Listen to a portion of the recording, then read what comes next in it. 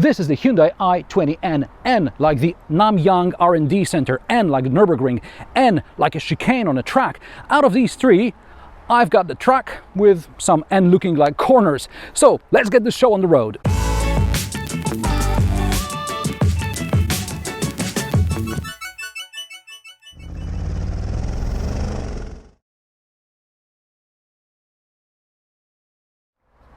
But before I tell you about the launch control feature in the i20, let's talk about the looks.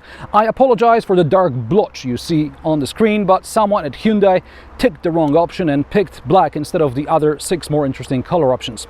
In the front, the i20 gets a bigger grille with a checkered flag design like on a truck, so that's a sporty accent. There is an N badge here, of course, so you know what you're driving, and the headlights are full LED.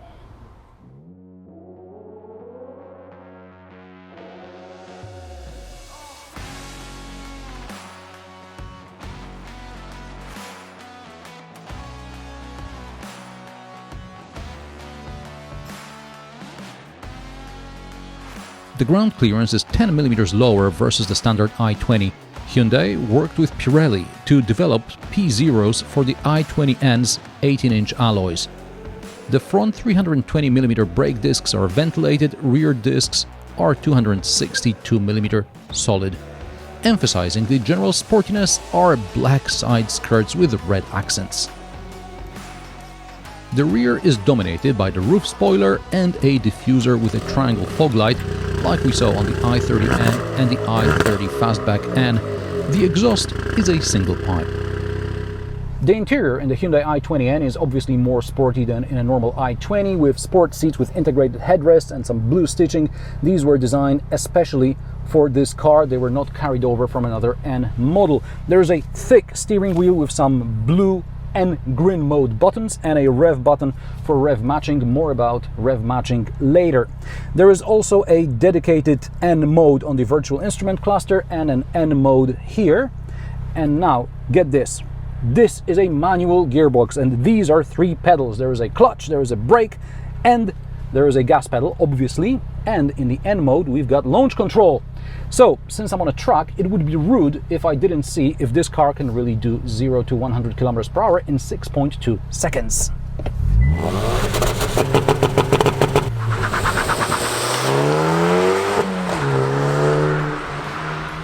I tried several times. The main straight of the Kielce circuit is not ideally flat, but within tolerance. I made several attempts uphill with launch control, downhill with launch control, and uphill without launch control, but I never got close to Hyundai's claimed 0 to 100 km per hour time.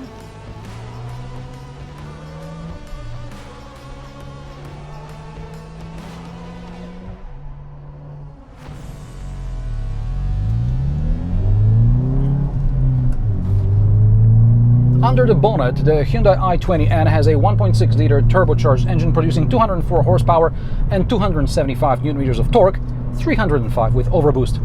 The car weighs less than 1,200 kilograms, so on a twisty road or on a track, it's a lot of fun.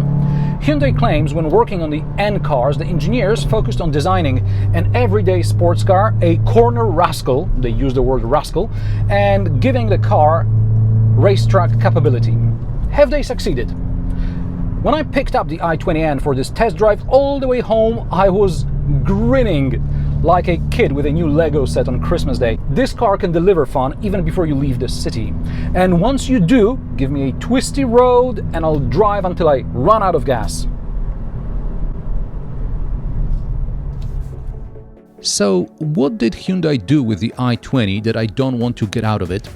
Besides the notification that I should put the N mode on whenever I approach a series of bends? Well, first of all, the body has been reinforced with additional welding spots. The suspension has been reworked so that the car corners practically flat. In the rear is a dual-coupled torsion beam axle, and in the front, McPherson strut suspension. Electric power steering has been recalibrated to deal with greater forces. The steering is precise in the center, and as you turn in, it weighs up progressively. It's not the most natural steering, but for a budget hot hatch, it's great.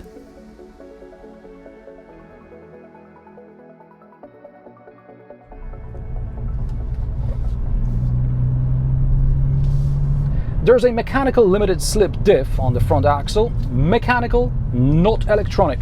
When you accelerate out of a corner, you feel the car pulling you in rather than spitting you out like you would expect from most front-wheel drive cars. By the way, the mechanical LSD is available on the N Performance model, and that's the only real performance upgrade over the standard i20N. Everything else is comfort related. When you go around a tight bend quickly, the i20N can even raise its rear wheel, and there is also potential for lift-off oversteer. What's not to like? In order for the i20N to withstand road and track hunnage, Hyundai reinforced the gearbox and the clutch. I get the impression the electronic rev matching business is also aimed at preventing idiots like me from damaging the gearbox. You can configure rev matching along with several other parameters.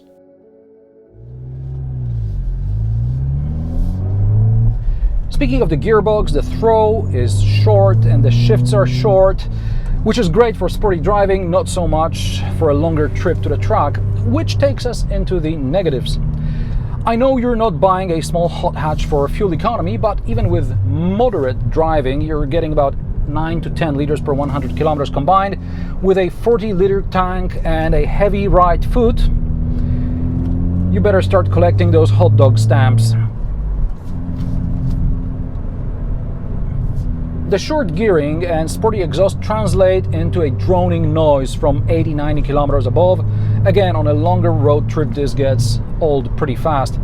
And we're talking eco mode when the muffler is in its sort of less sporty position. On a less than perfect road surface, the Hyundai shakes like Miley Cyrus at the 2013 MTV MVA Awards. But that's what makes it great, just like Miley. Even with the limited slip diff, this car is a front-wheel drive one, and it's not as versatile on the track as the Toyota GR Yaris. On the flip side, it's a 5-door, so it's more practical in everyday life than the Toyota hot hatch.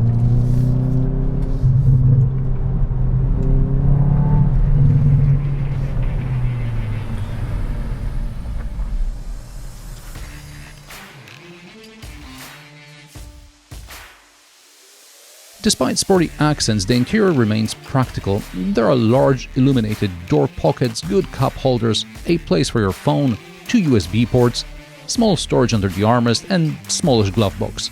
The performance model gets heated seats and heated steering wheel, automatic climate control, keyless access, and you can order sat-nav. The infotainment system finally doesn't play Sounds of Nature every time I disconnect the external sound source. There is Apple CarPlay and Android Auto, and numerous safety features and driver aids. On the motorway, you can just turn on cruise control and active lane assist, and it makes life a whole lot easier.